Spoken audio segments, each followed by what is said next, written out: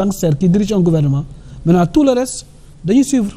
ils se mettent au pas ils suivent pour le plaisir du petit prince loolu kese la. chef de gang bi am na kuñ ko attribué. non chef de gang bi Ousmane Sonko la moo fi woote mortal combat moo fi saaga moo fi indi xeex moo fi indi loolu yëpp loolu lañ gis ñun luñ gis donc le vrai gangster le chef de gang c'est lui donc tout le reste dañ koy suivre ci ni ñu waree léegi nag gis nga Moustapha Sarré man je pense que Moustapha Sarré moi je me dis est-ce que réellement il joue toutes ses facultés mentales. déedéet waay. si effectivement parce que nit boo nekkee porte-parole du gouvernement da nga war a am retenue parce que nga am de la hauteur nga xam li ngay wax parce que keroog gis nañ ko il a attaqué le président Macky Sall bi un président sortant bi nga xamante ne tey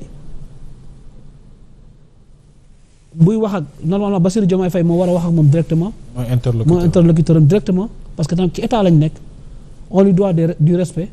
te nit tant que amul lu yoon teg ci kawam am na présomption d'innocence boo xam ne am na ci kawam te je pense que ñëpp dégg nañu lu mu wax ci le président Macky Sall mais ci rythme boobu la nekk tey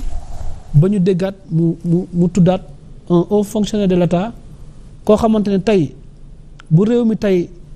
tollee fu mu toll ginnaaw yàlla loxoom mu ngi ci biir muy Mamadou Moustapha Ba parce que il faut que aussi tamit qu'on enseigne les Sénégalais qui est Mamadou Moustapha Ba parce que Mamadou Moustapha Ba n'est pas de l'APR. Mamadou Moustapha Ba n'est pas un politicien. Mamadou Moustapha Ba c'est un fonctionnaire qui a fait les prytanées militaires, qui est sorti, qui a été depuis 1992 ñëw ñu affecté ko ministère des Finances, qui a rampé coordonnateur du budget, directeur général du budget, jusqu'à ministre des Finances, jusqu'à ministre de l'économie des Finances. Donc ça veut dire que tey depuis 1992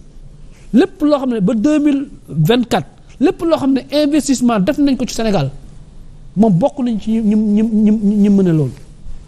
mooy ça veut dire il a traversé le régime de Diouf ñëw ci régime Wade ñëw ci régime Macky Sall ça veut dire que Macky Sall da ko fekk ministère des Finances élevé ko peut-être au grade boo xamante ne directeur général budget élevé ko au grade de ministre donc ça veut dire que processus normal lañ ko jëlee wuñ ko ci biti indi ko ci biir comme tey aujourd'hui lu ñu ko gisee mooy dem jëlee un directeur général du budget ci biti mooy un conseil Cour des comptes indi ko ci biir fekk ne y a des hauts cadres yoo xamante ne di finance des inspecteurs des finances ñu ngi fi des inspecteurs du trésor ñu ngi ci biir ministère bi te foofu la ñu nàmpatee Moustapha di koo xamante ne il a beaucoup fait pour le Sénégal bu dul dara le Sénégal tey devait tey l'honorer jël dara tuddee ko muy un digne fils du Nioro di sëtu Maba Diakhou Ba au-delà de tout tey mu am loo xam ne defal na ko Sénégal donc rien que ñu nekk ay jullit bu nit gaañoo boo xamee safaan ba ci da nga ko war a noppi pour respecter sa mémoire donc pour man tey Moustapha Diek Sarré xaw ma son nom même Njek xaw ma je ne sais pas parce que en fait il me dégoûte en fait excusez-moi quoi excusez-moi son non excuse-moi parce que nit non excusez-moi xamul tax parce que nit ku amul cër ci ay nit soxla amoo sama respect xam nga tey Bassirou Diomaye Faye loo ko contre boo ko déggee mu génn di nga dégg yaram ak tegginam il faut le reconnaître ça même bu amul xam-xam mënul yóbbu Sénégal fenn nit ñi dañ koy nangul yaram ak tegginam est-ce que comprendre au moins que mais xam nga nit ñoo léegi nag bu defee loolu noonu tey mu jël Moustapha Ba wax ko loolu aujourd'hui dafa am fu ñu toll tey Sénégal mooy débat yi mel ni je pense que amul place am fii mooy Mamadou Moustapha Ba dañoo war a respecter mémoire am respecter ay doomam respecter ay mbokkam mi nga xamante ne peut-être tey deem ba léegi choc la ci ñëpp surtout ñun ñi nekkoon ak moom ñun ñi xam ko parce que Mamadou Moustapha Ba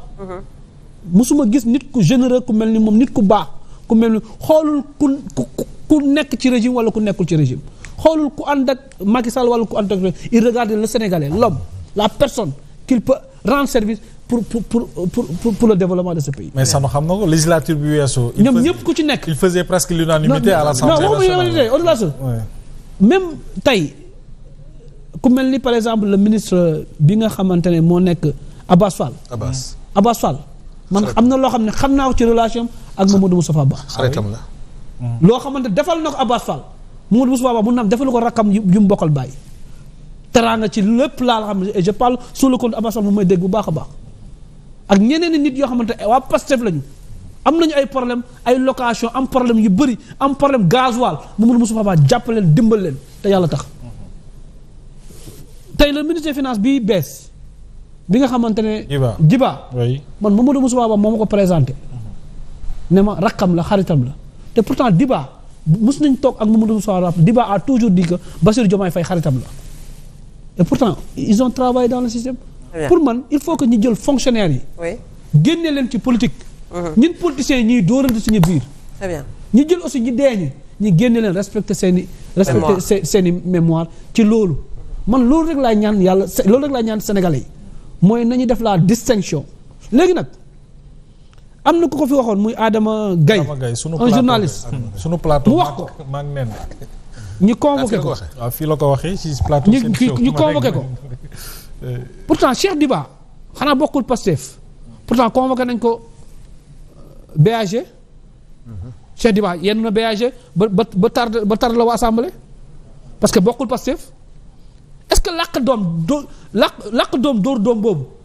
est-ce que nekkul encore ci dans le gouvernement ba ci biti encore d'accord parce que Cheikh Diba bu ko yoon soxla dañ ko convoqué en tant que ministre dafa dem wuyu ji mais tey est-ce que jotul le procureur comme enquête bi mu ngi en justice procureur bi nga xamante ne tey nee nañ ko ñun de jàpp nañ ne procureur Pastef la il n'est pas procureur de la République parce que Omar Sow bu waxee lu ndaw mu jël ko dóor ko mandat de dépôt Assane Diouf mandat de dépôt Ardo Gningue mandat de dépôt Ablaye Ndiaye mandat de dépôt ak ñoo xamante ne Bah Diakhaté mandat de dépôt tey aujourd'hui on parle de plus de 30 personnes yoo xam ne mandat de dépôt te waxuñu lu tey lu njëkk saawe wax maintenant nag c'est clair nous attendons que aujourd'hui que le procureur Ousmane Diagne aussi lu ñu ko taggee woon pour son honorabilité il montre aussi aux Sénégalais que il n'est pas là pour que di def kumba am ndey wala kumba amul ndey mooy lan la justice n'a qu'à faire son travail mooy cette affaire là parce que lu mu def dafa accuser la France hein parce que ça peut créer une crise diplomatique parce que Moustapha Ba fu mu deewee France kon bu ñu koy reyee France kon autorités françaises yi ils sont indexés du doigt donc ça veut dire aujourd'hui le gouvernement sénégalais par la voix de son porte-parole Moustapha Sarré a accusé la France d'avoir ou bien de connaître les assassins de Mamadou Moustapha Ba et c'est ça la gravité de la chose et aujourd'hui mooy lan tey ñun suñu diplomatie ñu ngi koy jooy mooy Mauritanie ñu ngi dàq suñuy doom Maroc ñu ne leen du fii invité tuñu dans les sommets internationaux Banque mondiale dem na amatuñu benn apport léegi nag ñu gën a dégradé suñu note mu ngi dégradé suñu diplomatie di gën a sooxe parce que lan par des écarts de langage tantôt c'est le premier ministre tantôt maintenant c'est des ministres porte-parole. C'est clair. Pour man c'est la continuité de l'État pastéfien. Très bien. Et c'est Ousmane Sonko qui a montré la voie ba Njek Saare mun cee topp pour toppaat ci léegi nag nous attendons waaw nous attendons le procureur j'ai fait l'occasion c'est un fils de Yeumbeul. Vous attendez quoi? Nous attendons de lui que nous disons que c'est un procureur de Pastef. Il est aux ordres de Pastef. C'est le moment qu'il nous montre qu'il n'est pas aux ordres de Pastef. C'est le moment qu'il nous montre qu'il est le procureur de la République. Ousmane Diagne, c'est le moment qu'il nous montre qu'un ministre de la Justice, le Premier ministre n'est pas ton patron. Parce que c'est un ministère de souveraineté. Encore une fois, parce qu'il faut que nous sachions l'État nous doxé. Ministre de la Justice, ministre des Finances, ministre des Affaires étrangères, ministre de l'Intérieur, ministre des Affaires étrangères, ministre des Finances, ministre de l'Économie, ministre de la Justice, ministre de l'Intérieur, Affaires étrangères. Ces ministères de souveraineté-là, ils dépendent directement du président de la République. Donc Ousmane Diagne ne takk fitam xam ne lu mu yor yàlla moo ko jox xam ne on l'avait menacé pour l'enlever parce que lan dafa jàpp ne poste bi dafay jóge parce que lan il doit obéir aux ordres d'Ousmane Sonko et il doit faire plaisir à Ousmane Sonko. C'est le moment aujourd'hui d'éclaircir cette affaire de Mamadou Moustapha Ba. Et nous en avons besoin. Et encore une fois, que la mémoire de Moustapha Ba puisse reposer en paix. Parce que c'est quelqu'un qui a servi dignement le Sénégal. Et beneen aussi fu may tëjee ne il faut que pas que ñuy def amalgame état nu muy doxee parce que dama déglu keroog ñu ne dafa fekk Moustapha Ba dafa dem tëjoog Sonko azalaay ak Diomaye régime yi fi jàll yépp régime bu daanu le dernier ministre des Finances il a l'obligation d'aller rendre compte au président bi nga élu pour lui dire compte yi lii la lii ak lii la lii ak lii la lii la. Ablaye Diop l'a fait avec Macky Sall nous étions au Radisson. Ablaye Wade l'a fait avec l'ancien ministre de Diouf. Mohamed Moustapha Diagne. Tout à fait normal. Moustapha Diagne. Comprendre. Donc amul c'est là c'est dans l'ordre normal des choses. Donc bu kenn wax ne moom Moustapha Wade dafa yolleeku pour yoolee déedéet dafa dem